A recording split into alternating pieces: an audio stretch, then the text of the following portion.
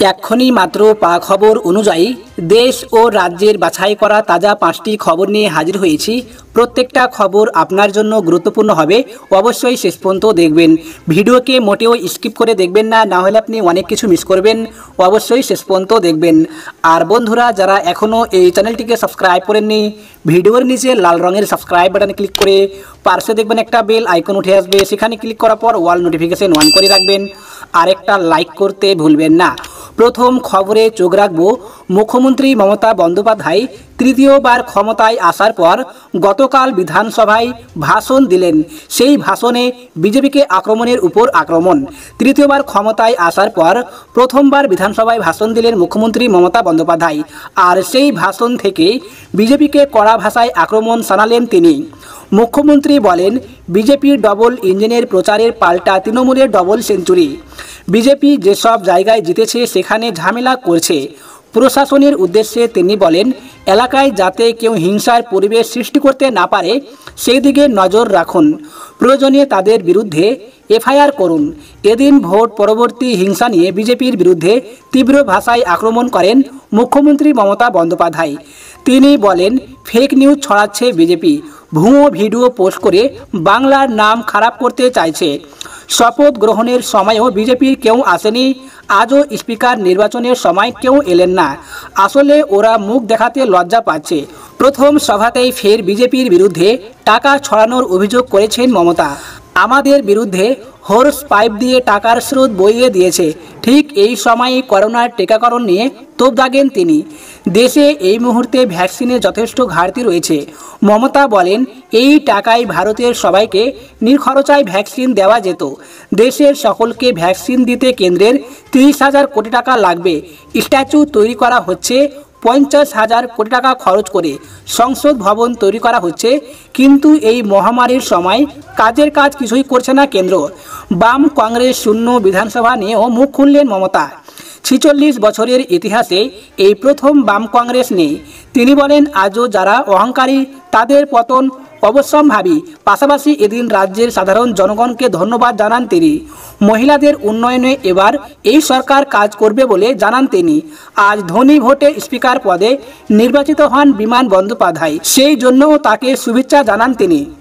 পরের খবরে চোখ রাখবো, আগামী সোমবার শপথ নেবেন রাজ্য মন্ত্রিসভার সদস্যরা। তালিকায় কতজন জল্পনা তুঙ্গে। তো বন্ধুগণ, বিস্তারিত জানিয়ে দেব, অবশ্যই সঙ্গে থাকবেন। আগামী সোমবার শপথ নেবেন রাজ্য মন্ত্রিসভার সদস্যরা, এমনই খবর পাওয়া গিয়েছে নবান্ন সূত্রে। প্রথমে ঠিক ছিল রবিবার রাজভবনে নতুন মন্ত্রিসভার সদস্যরা শপথ নেবেন, কিন্তু শেষ পর্যন্ত ঠিক হয়েছে সোমবার এই শপথ গ্রহণ হবে। সোমবার সকাল 11টা থেকে শপথ গ্রহণ অনুষ্ঠান শুরু হওয়ার কথা। তবে মন্ত্রিসভার কতজন সদস্য সোমবার শপথ নেবেন সে বিষয়ে নবান্ন বা রাজভবন সূত্রে কিছু জানা যায়নি। সূত্রের খবর, মন্ত্রিসভার গুরুত্বপূর্ণ সদস্য হিসেবে যারা দায়িত্বভার গ্রহণ করবেন সেই ক্যাবিনেট মন্ত্রীরাই সোমবার কেবলমাত্র শপথ নেবেন। বাকিদের শপথ গ্রহণ হবে পরে। শপথ গ্রহণের পর সোমবার বেলা 3টেই নতুন সরকারের প্রথম মন্ত্রিসভার বৈঠক ডাকা হয়েছে। তবে গত বুধবার মুখ্যমন্ত্রীর শপথ গ্রহণ যেভাবে ছোট করে সারা হয়েছিল, মন্ত্রিসভার সদস্যদের শপথের ক্ষেত্রেও সেই একই নীতি অনুসরণ করা হবে। কারণ সরকারের প্রাথমিক লক্ষ্যই এখন যে কোনো উপায়ে করোনা পরিস্থিতিকে নিয়ন্ত্রণ করা। তৃণমূলের জয়ী বিধায়কদের মধ্যে বহু নতুন এবং তরুণ মুখ রয়েছেন। তাদের মধ্যে কাউকে কাউকে মন্ত্রিসভাতেও মুখ্যমন্ত্রী গুরু দায়িত্ব দেন কিনা সেদিকে সকলের নজর থাকবে। আবার পুরনো মুখ এমন নেতাদের মধ্যেও কেউ নতুন করে বড় দায়িত্ব পান কিনা তা নিয়ে জল্পনা চলছে। বিশেষত শুভেন্দু অধিকারী, রাজীব বন্দ্যোপাধ্যায়দের ছেড়ে যাওয়া দপ্তরগুলির দায়িত্ব মুখ্যমন্ত্রী কাদের হাতে দেন তাও দেখার। পরের খবরে চোখ রাখবো, রাজ্যের মুখ্য সচিবকে এবার তলব রাজ্যপালের।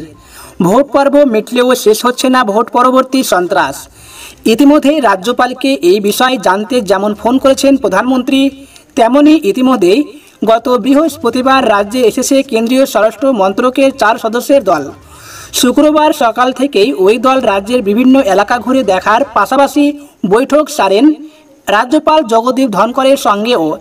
আর এবার ভোট পরবর্তী হিংসা নিয়ে রাজ্যের মুখ্য সচিব আলাপন বন্দ্যোপাধ্যায়কে তলব করলেন রাজ্যপাল জগদীপ ধনকর। শনিবার সন্ধ্যা 7টার মধ্যে মুখ্য সচিবকে রাজভবনে দেখা করতে বলেন রাজ্যপাল।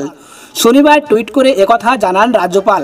তিনি লেখেন, রাজ্যে ভোট পরবর্তী হিংসা ও বর্তমান আইনশৃঙ্খলা পরিস্থিতি নিয়ে রিপোর্ট দিতে ব্যর্থ অতিরিক্ত মুখ্য সচিব HS দ্বিবেদী, তাই মুখ্য সচিবকে তলব করা হয়েছে।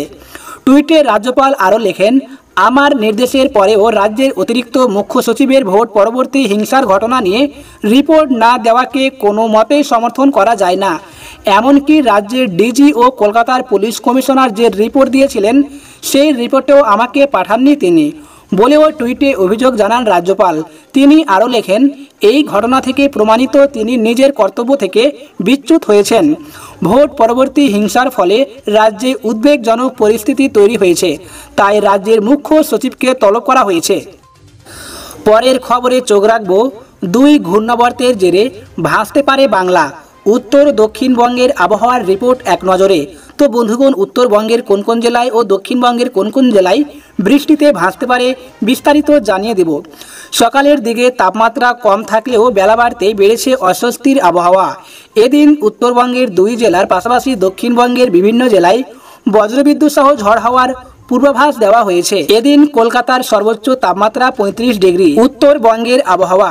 শনিবার দুপুরে দেওয়া আবহাওয়ার পূর্বাভাসে বলা হয়েছে, আগামী 72 ঘন্টায় উত্তরবঙ্গের সবকটি জেলারই কোথাও না কোথাও বজ্র বিদ্যুতের সম্ভাবনা রয়েছে।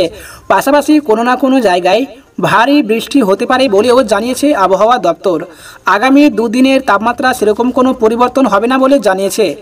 এবারে আমরা জানব দক্ষিণবঙ্গের আবহাওয়া। আবহাওয়ার পূর্বাভাসে বলা হয়েছে, আগামী 72 ঘন্টায় দক্ষিণবঙ্গের সবকটি জেলারই কোথাও না কোথাও বজ্রবিদ্যুৎ সহ ঘন্টায় 40 থেকে 50 কিলোমিটার কিংবা 30 থেকে 40 কিলোমিটার বেগে ঝড় হাওয়া বইতে পারে।